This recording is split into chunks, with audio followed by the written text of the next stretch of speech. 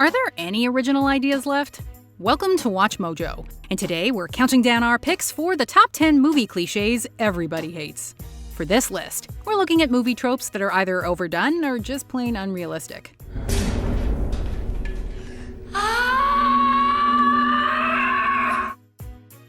Number 10. Love at First Sight.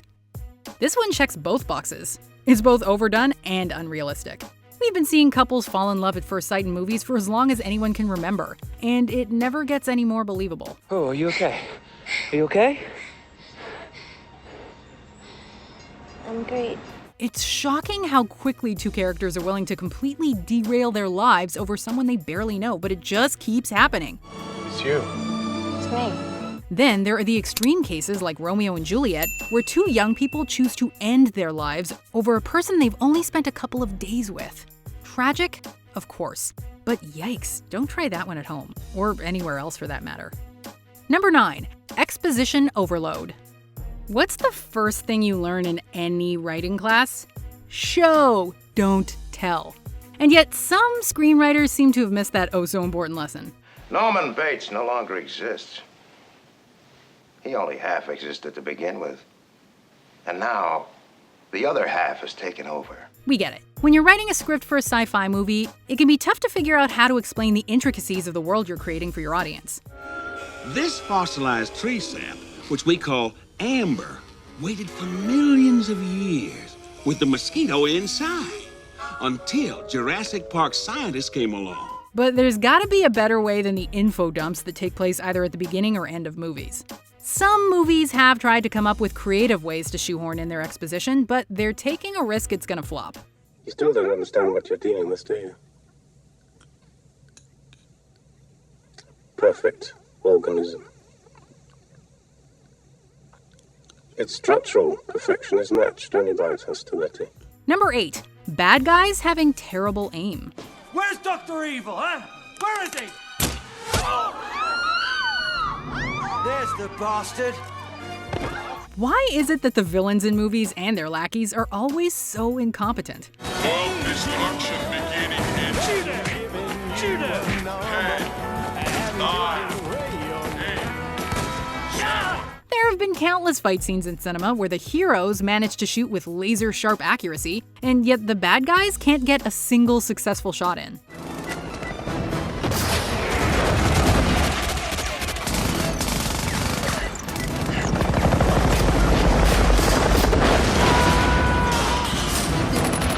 The most egregious example of this is, of course, the stormtroopers from the Star Wars universe.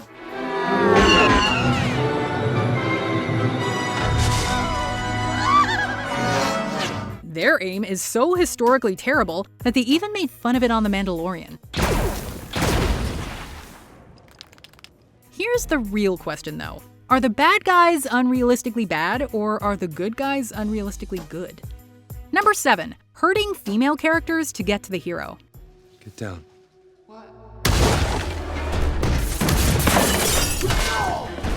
This cliche is so overdone, it even has its own name.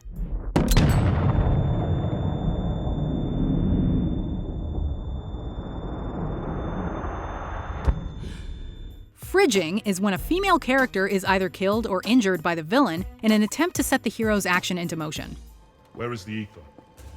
I'll never tell you. I believe you.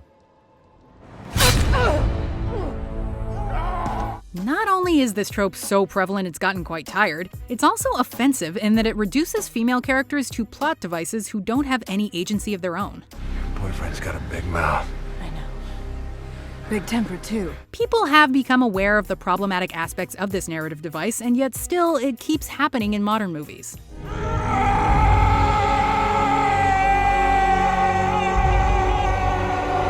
Number 6. Dressing up for the crisis. Here's a sexist trope if ever we've heard one. As improbable as it sounds, women in movies always manage to be well-groomed no matter what sort of apocalyptic situation they find themselves in. All I could think of was, what are the odds? Another marriageable woman to bring home to the folks. Men end up with scruffy beards, but somehow women find the time and resources to shave their legs and armpits. Sometimes they even manage to do their hair and makeup, rarely dropping so much as an ounce of sweat along the way. And don't even get us started on the whole running in heels thing. Hey, where are you? I need you to open Paddock 9. Number 5, the white savior. Hollywood needs more diversity. There's no question about that. Do you have any place to stay tonight? Don't you dare lie to me. However, it's one thing to cast primarily white actors in your movie. It's quite another when white people are inserted into a situation where they're supposedly the only ones who can help a marginalized community. This exists on a large scale in movies like Avatar, where white people come in to save a native population. I want to show her perspective, so people might understand what it's like from your side. But it also exists on a more micro level in movies like The Help, where a white person is shown as the only one who can give voice to the struggles of African Americans. Judges over 2 counties signed our books, all for you and me. Number 4, the villain wanted to be caught. Could you please just give me a minute? Some of the cliches on our list have essentially been around since the beginning of cinema, but this one in particular seems to have become increasingly popular in recent years. Don't worry, I'm gonna tell you where they are. Both of them. And that's the point. You'll have to choose. Maybe you were surprised the first time you saw a movie where the villain revealed they actually intended to be captured all along in order to enact the next step in their master plan. If it's all the same to you, I'll have that drink now. But this trope has been used to death now, and it no longer feels like the satisfying plot twist that screenwriters seem to think it is. Are you surprised? Not particularly, but then you always wear a slippery one. Number 3, the superhuman hero. We get it, movies aren't supposed to be based in reality. That's what makes them fun.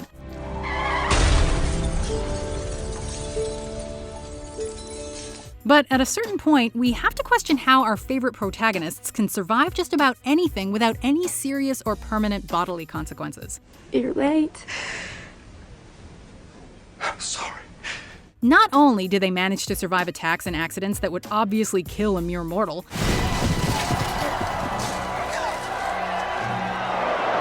they also seem to have a magically short recovery time for the injuries they do incur. I'll fetch the surgeon, Will. Roland, you're the surgeon now. Hollywood definitely gives us an unrealistic idea about exactly what the human body can take. Number 2, the ugly woman. Do I look nice? It's my first party dress.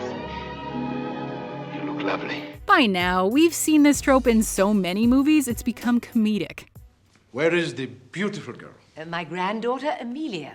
Hollywood never seems to hire actually unattractive women to play major roles in films. Gonna take this and give you a princess. So, what we get instead are actresses who are obviously beautiful, disguised as ugly girls. Better. Much better. They often wear glasses and dress in unflattering clothing as a thin veneer over their clear good looks. This particular coif doesn't really go with your face shape. What do you have in mind? Then, we're supposed to be surprised when they get contacts and put on a skimpy dress, and ta-da, they're gorgeous.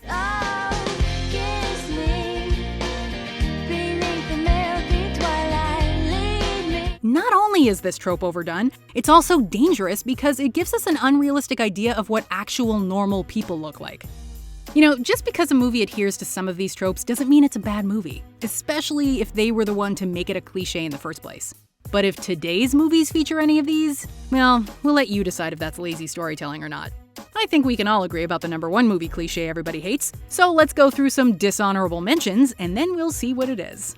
Convenient sheet placement. Okay, I'm gonna head out. Oh, no. Thank you. Oh. Why don't you stay over? Yes, no. Broken mirror equals lost identity. Only pregnant women vomit.